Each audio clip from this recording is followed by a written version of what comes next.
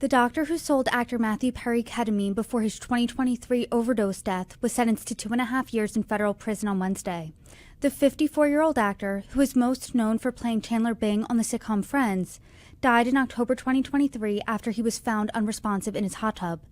2 months later, the Los Angeles County Medical Examiner ruled he died from the acute effects of ketamine. Perry was reportedly undergoing ketamine therapy to treat depression and anxiety, but according to the Los Angeles Times, his last known infusion was from over a week before his death, and the medical examiner concluded that the ketamine in his system could not have been from that final session. Weeks before Perry's death, prosecutors said he was introduced to Dr. Salvador Plasencia, a physician who operated a Calabasas-based urgent care clinic, as a high-profile person who would pay a lot of money for ketamine treatment. Court documents show that Plasencia messaged another doctor at the time wondering, quote, how much this moron will pay, and, quote, let's find out. Prosecutors said Perry paid Plasencia $57,000 after the doctor gave him 20 vials and numerous tablets of ketamine, an incredible upcharge as the drug apparently cost only around $15 per vial. Before his death, Perry had publicly talked about his decades-long battle with addiction, opening up about his struggles with drug use in his 2022 memoir titled Friends, Lovers, and the Big Terrible Thing. The prosecutors claimed Plasencia, quote, sought to exploit Perry's medical vulnerability for profit. During the sentencing hearing, the federal judge reportedly told Plasencia that while he did not supply the ketamine that ultimately killed Perry, quote, you and others helped Mr. Perry on the road to such an ending by continuing to feed his ketamine addiction. 4 other defendants pleaded guilty to crimes related to Perry's death and are expected to be sentenced within the next couple months. Harry Nelson, lawyer and author of the United States of Opioids, joins Forbes True Crime to discuss.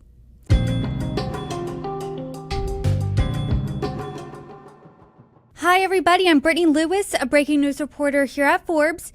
Joining me now is Harry Nelson, lawyer and author of the United States of Opioids. Harry, thank you so much for joining me. Brittany, thanks for having me on. I'm very interested in your take on what we're about to talk about. The doctor who sold Matthew Perry ketamine in the weeks leading up to his overdose death was sentenced to 2.5 years in federal prison on Wednesday. The judge did say, though, that this was not the ketamine that ultimately killed Perry. So to start off the conversation, what do you make of the sentencing?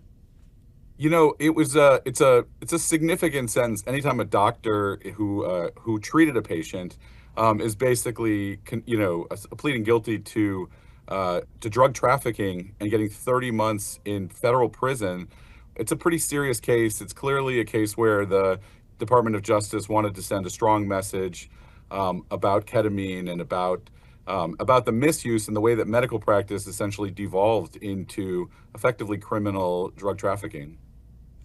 Let's dive a little deeper into that actual sentence. The doctor's name is Dr. Salvador Plasencia, also known as Dr. P. He pleaded guilty to 4 counts of distribution of ketamine. He faced up to 40 years in prison, 10 years for each count. He received those 2.5 years plus 2 years probation and a $5,600 fine. Do you think that sentence isn't the maximum 40 years because that wasn't the ketamine that ultimately killed Perry?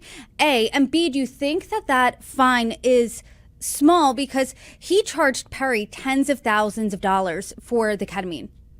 Yeah, I think you're right. I think ultimately, he was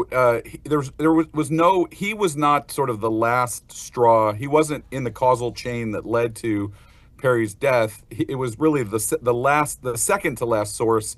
And I think that it was partly about how much money he charged and also the optics with the texts that he was sending, particularly the doctor who he originally was getting the ketamine from, Dr. Mark Chavez, calling Perry a moron and basically saying, let's see how much this moron is willing to pay for the ketamine, and then charging thousands and thousands of dollars. I think almost close to $60,000 for what was really more than I don't know what the total price was, but it was under a couple $1,000s. So it was the sort of, everything about it suggested that this was a doctor making a quick buck. Even at the very end, he was trying to guilt Perry's manager, Kenny Wazima, to that he had extra supplies he had stocked up on, so when it was getting too expensive. So I think it was, even though I think the sentence was lighter because he wasn't the one who killed Perry, he wasn't directly in that chain, but it was really just leading up to it, someone who was clearly abusive and way beyond the law. To your point, it did seem like he was really pushing the ketamine at the end on Matthew Perry's assistant, saying, hey, I have more, essentially. And those text messages were really callous. Dr. P texting that other doctor, let's see how much this moron will pay and let's find out. I mean, and to your point, it was almost $60,000 he charged Perry. A vial of ketamine at the time, the DOJ was saying, was about $15 per vial. One of the federal prosecutors called him a drug dealer in a white coat. Is that a characterization that you would agree with? Yeah, I think that this case shows how easy it was for a doctor who lost sight of his obligation to the patient, of his primary responsibility, who very clearly was just driven by the money, went from the protected zone of being able to assess and prescribe for a patient to really just a profiteer who was making money on someone else's addiction and illness. And so I do think it really is an object lesson for doctors about how careful they need to be with their patients. And hopefully it's just honestly, it's horrifying to hear a doctor use the kind of language that he used about Perry. So I do hope this case sends a message that just reminds doctors of how sacred their obligation is. Dr. P lost his medical license. He is now serving time in federal prison. He also has to pay that fine. But Matthew Perry is not the first celebrity to have a doctor who profited by enabling from their addiction. We've seen this with Elvis. We've seen this with Michael Jackson. Do you think that this punishment is enough to deter greedy doctors who put their morals on the back burner?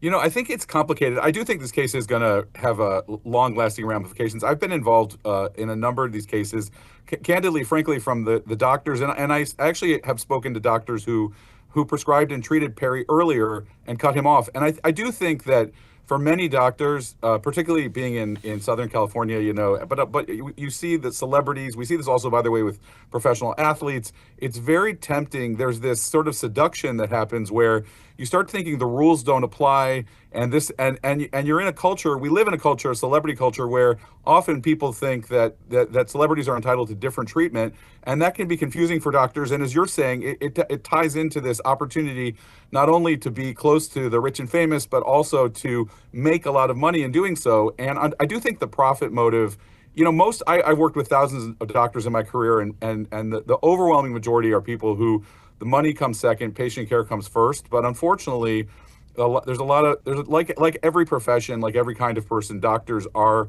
susceptible to that temptation and really need to be on guard against it. And I do think this case will be a lasting reminder, but I don't think this will be the last time we'll be talking about a celebrity or someone famous who was charged a lot of money for drugs that ultimately hurt them. And Dr. P here does seem like, to your point, a bad apple in the bunch of usually good doctors.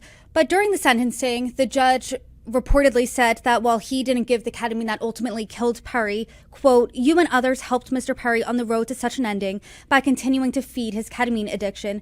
And Perry's mother and stepfather reportedly said in their impact statement that they think Dr. P is, quote, among the most culpable of all. In your eyes, and I guess in the eyes of the law here, who do you think then is most responsible for Perry's death? And do you think that Dr. P really had a big hand in it? I do think he clearly, look, it's very interesting to look at, you clearly, you have Dr. Chavez, who was, basically stealing drugs by forging prescriptions in San Diego to send the medication, engaging in also really despicable conduct.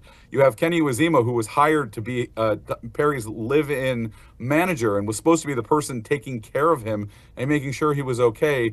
You have Jasmine Saga, basically the drug dealer who supplied the ketamine that actually killed him. There's a lot of blame to go around. I do think that part of what this case shows is that these problems often, particularly when we're talking about celebrities, and who have a lot of people hanging on around them, that there's a network of people who all share some responsibility. And I actually think it's a positive thing that this case is calling attention to the extent to which it's not just rogue actors. It takes a village of bad actors. And so, Plasencia definitely has some really gross aspects to him, particularly the messages to me are just the worst of it. It's just showing what was in his heart. And but there's a lot of blame to go around here. To that point, it really did seem like this spider web of bad actors, people trying to profit and make some money off of someone's addiction. The FDA has only approved ketamine, though, to be used as a general anesthesia. It's used off-label to treat things like depression and other mental issues. Do you think that this case is perhaps going to make it harder for doctors to prescribe ketamine? Well, I think we need to be careful. Ketamine, we've had 25 years now, over 25 years of attention to the abuse of ketamine, but we've also had massive breakthroughs in the positive use of ketamine for treatment-resistant depression, meaning when people aren't, they're using traditional prescribed Prozac and Zoloft and the other antidepressants. It's not working for them.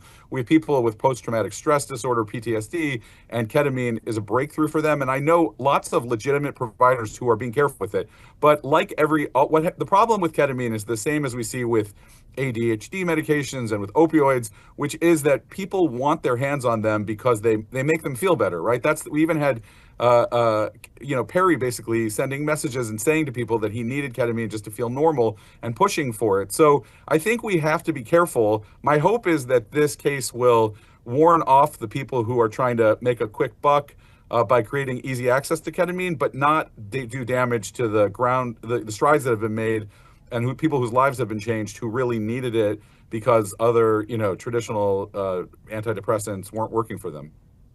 I think that's a good point. I mean, when you say be careful, what do you think then is missing from this entire really 2-year conversation when people are talking about Matthew Perry's death, when they're seeing that ketamine was involved? I mean, what do you think's missing here?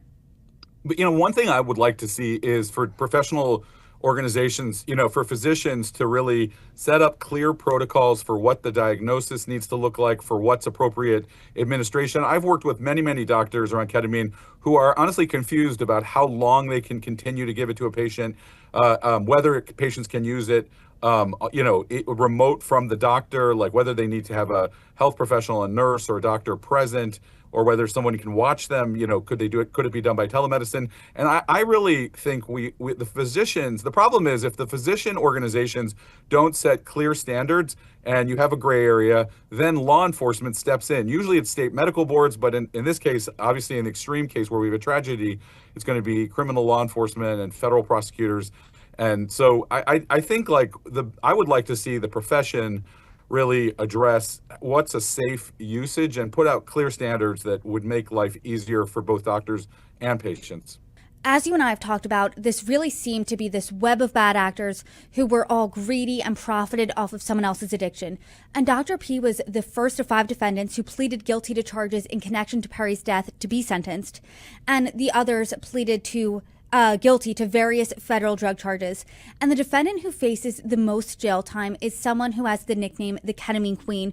She pleaded guilty to 5 charges, including 1 count of distribution of ketamine resulting in death or serious bodily injury, and she faces up to 65 years in prison. Does Dr. P's sentence give you any indication of how the other defendants are going to be charged?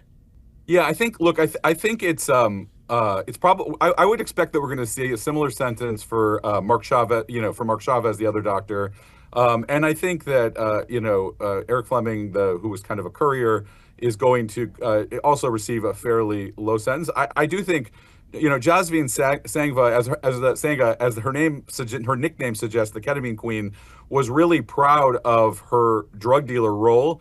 And I do think a very strong message is going to be sent. She did supply the actual ketamine that killed Perry. And I do think Kenny Iwazima also, the live-in manager who was supposed to be taking care of and shepherding Perry to protect him, and who really clearly operated as a sort of helper in all of the dangerous behavior that killed him, is also more at risk. I think the two of them just had the most. They were the true actors at the end of the causal chain that led to Perry's death, and I think they were the most other than Plasencia, the most irresponsible, and so I do think we're going to see tougher sentences in those cases. But the other argument, if I'm wrong, I might be wrong.